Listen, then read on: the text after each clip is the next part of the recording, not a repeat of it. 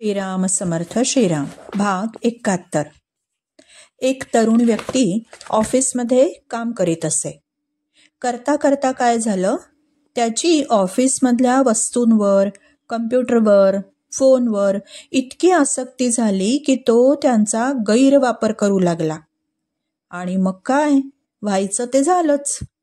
बंधनात अडकला, दुःख झालं, शारीरिक मानसिक त्रास झाला.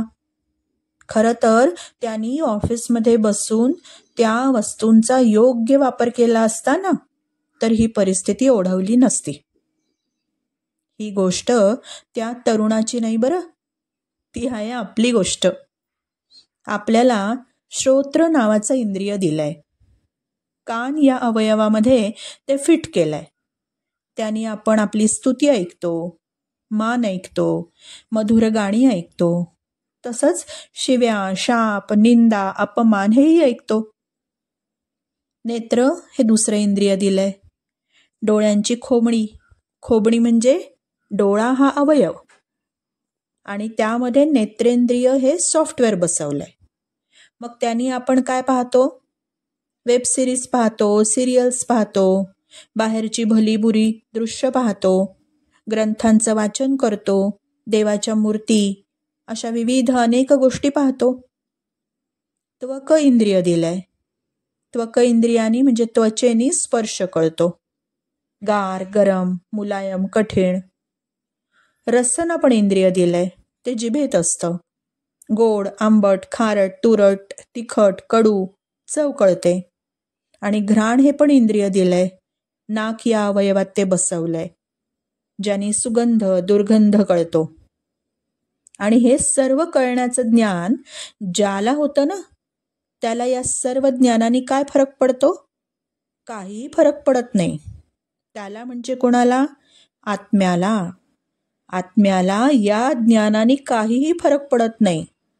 तो सुखीही होत नाही, तो दुःखीही होत नाही. तो आहे तसाच राहतो. या सर्वांचा परिणाम मनावर होतो. आणि म्हणून मनाला ट्रेनिंग देणं गरजेचं आहे. जसं त्या ऑफिसमधल्या तरुणांनी सामानाचा दुरुपयोग केला. मनाला सांगायचं, मना तू नको असं करूस, या इंद्रियांचा दुरुपयोग नको करूस. अर्थात या इंद्रियांना विषयांच्या चिंतनात लावू नकोस. तेथून परावृत्त कर आणि त्यांचं डायरेक्शन भगवंताकडे लाव. एनिवे या मनाला कुठेतरी गुंतायचंच असतं, कारण तो त्याचा स्वभावच आहे. मग त्या मनालाच कामाला लावायचं, इंद्रियाकडून डिटॅच करायचं आणि भगवंताकडे जोडून द्यायचं. मनाला सतत कार्यान्वित राहायला आवडत असतं, मग ते कुठेही असो. आणि असा जेव्हा त्याचा स्वभाव कळतो ना मनाचा, तेव्हा त्याला त्याचा चटकन लाभ घ्यायचा, त्याच्या त्या गुणाचा. आणि घोड्याला तबेल्यात जसं बांधतात, तसं भगवंताच्या चरणाशी मनाला बांधायचं. एवढाच पुरुषार्थ भगवंताला आपल्याकडून अपेक्षित आहे. आणि या कारणासाठीच तर त्यांनी मानव जन्म आपल्याला दिलाय.